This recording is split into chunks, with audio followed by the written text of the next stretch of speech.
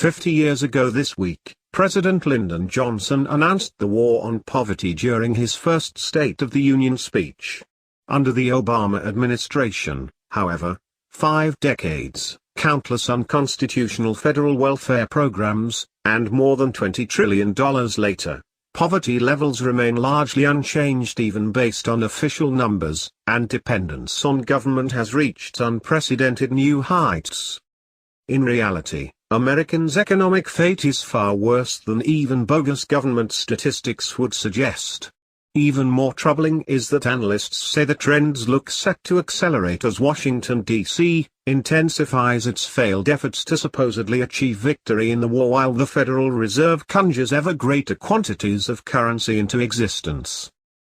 Since Obama took office, 13 million more Americans have become dependent on food stamps, with the numbers now hitting a record 47 million, about a third more than when he was sworn in. In 2007, there were 26 million recipients. Spending on the scheme has more than doubled just since 2008. The explosion of the program, along with other welfare schemes, has resulted in countless commentators and critics labeling Obama the food stamp president.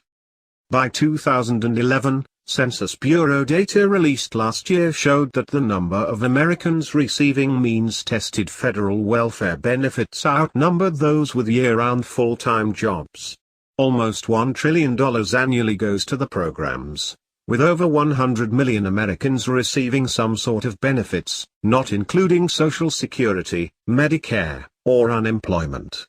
Under Obamacare, with its massive subsidies even for those earning many times more income than the poverty level, dependence is expected to surge even further. As the number of Americans dependent on government was growing, so were the ranks of the unemployed.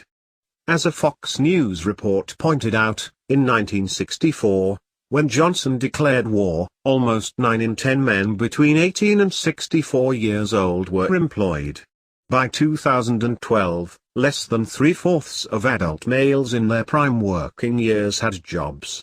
Obama and some members of Congress are now working to drive those numbers even higher with a proposal to prohibit employment at any wage under $10 per hour, all but ensuring more dependence on government if the scheme is approved. Meanwhile, between 2009 and 2011, a shocking 1/3 of Americans slipped below the federal poverty line for at least 2 months, data show. Under the Obama administration, The Washington Post, citing the recession, noted that persistent, chronic poverty rose from 3% to 3.5% even as many more Americans experienced brief periods under the official line, currently $23,492 per year for a family of 4. Also, the median amount of time spent below the poverty level surged from 5.7 months to 6.6 under the current administration. Federal measures of how many Americans are below the official poverty line are largely meaningless, according to critics, especially because politicians can simply move the goalposts if they think it will advance their agenda.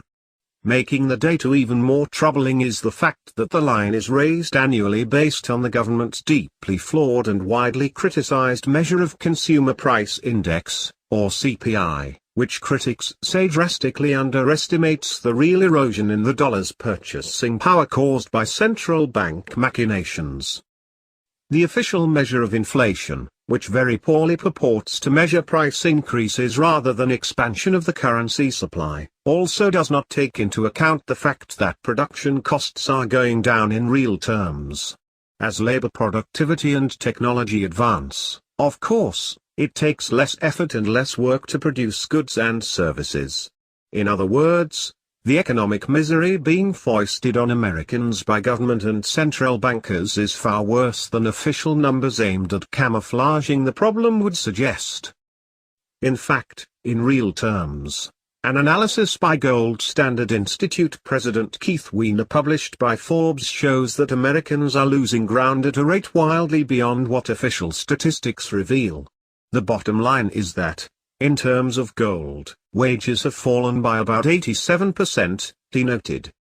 To get a stronger sense of what that means, Consider that back in 1965, the minimum wage was 71 ounces of gold per year. In 2011, the senior engineer earned the equivalent of 63 ounces in gold. So, measured in gold, we see that senior engineers now earn less than what unskilled laborers earned back in 1965.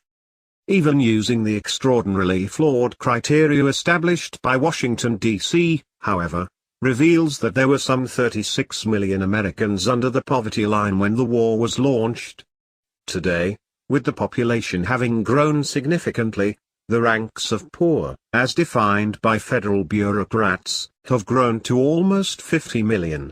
Using another methodology, data shows that, even relying on deceptive official measurements, the number of Americans with non-welfare income below the poverty line has grown from 26% in 1967 to around 30% in 2012. Analysts said the data suggests it is becoming harder to break free from poverty, too. Unsurprisingly, Obama and much of the Democrat Party are calling for more of the same failed policies, raising the minimum wage to over $10 per hour, for example, along with more borrowing and more spending on welfare programs. One Democrat in Congress even proposed renaming welfare to Transitional Living Fund.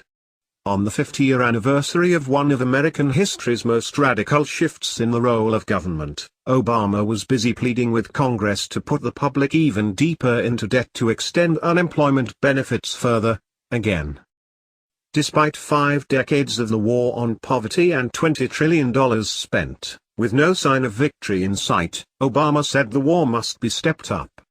In fact, if we hadn't declared unconditional war on poverty in America, millions more Americans would be living in poverty today, Obama claimed in a factually challenged speech marking the 50th anniversary of the so-called war.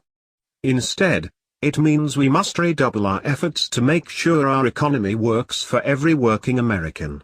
Among other schemes, he proposed expanding access to education and healthcare. Another expansion of unemployment benefits, costing taxpayers more than $6 billion, is at the top of Obama's agenda. Conservatives, though, promptly lashed out. The mere fact that we're talking about extending unemployment benefits again is a proclamation that the economic policies of this administration are failing, observed Representative Steve Sutherland II, Republican Florida, who is working with other House Republicans to rein in some of the vast federal welfare juggernaut and encourage looking for work in exchange for taxpayer funds. As we mark the 50th anniversary of America's war on poverty, it's clear we are instead locked in a battle of attrition that's left more people in poverty than ever before, noted Sutherland, who chairs the Republican Study Committee's Anti-Poverty Initiative. The big government ideas of the past aren't working. History has taught us that bigger budgets aren't going to solve America's poverty challenges.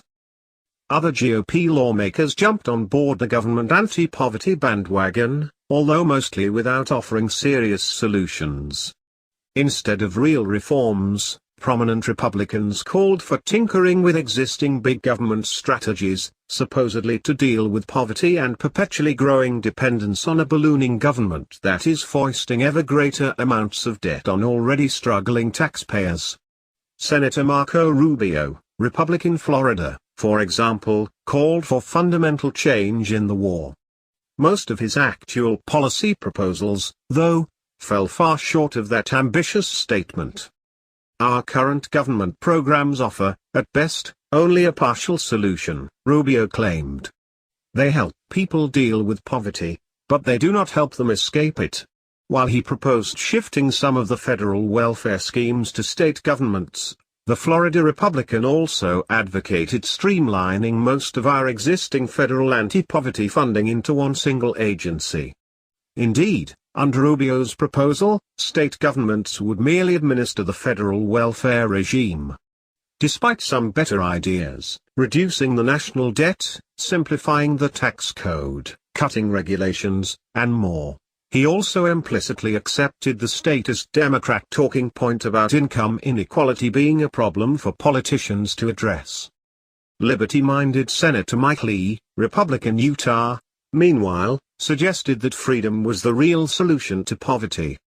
For more than 200 years, the United States, through trial and error, through good times and bad, has waged the most successful war on poverty in the history of the world, he said, blasting Obama's vision of government as the supposed solution to all problems.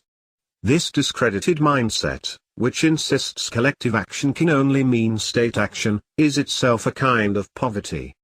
It rejects social solidarity in favor of political coercion, and voluntary communities for professional community organizers. Of course, Obama is hardly the only one responsible for the ongoing problems plaguing the U.S. economy. Congress, of course, must approve all funding. Plus, the current administration has merely followed the decades-old bipartisan pattern of perpetually expanding the cost, size, power, lawlessness, and intrusiveness of the federal government. In fact, even though Washington, D.C., has played a crucial role in the ongoing impoverishment of America, and Obama has certainly poured plenty of fuel on the fire, the single most important culprit has unquestionably been the privately owned Federal Reserve cartel established by Congress 100 years ago. However, by granting the banking cartel a monopoly on debt-based currency and allowing it to conjure infinite amounts of it into existence to be repaid with impossible-to-pay interest attached, the federal government retains ultimate responsibility. In the end, like virtually all of the unconstitutional wars lawlessly declared by presidents, on drugs, terror, cancer, foreign countries, and more, the unconstitutional war on poverty has been a miserable failure. True solutions, though, are hardly complex. Restore honest money and free markets while allowing private charity to aid those in need. Ending government incentives that encourage out-of-wedlock births would help, too. Most Americans already want to slash federal government spending, polls show. If voters insist on welfare, though, state and local governments would certainly be a better alternative, not to mention the only constitutional option absent a properly ratified amendment to the U.S. Constitution. Still, with honest money and free markets, abundant prosperity would drastically reduce the need for charity and welfare in the first place. 50 years after Johnson declared that we shall not rest until that war is won, Americans have suffered more than enough under successive warmongering administrations and currency-destroying central bankers waging war on the value of the US dollar, and in turn, fleecing the public. Perhaps it is finally time for a new type of war, a war on counterproductive and unconstitutional government wars. Then, the tide of poverty could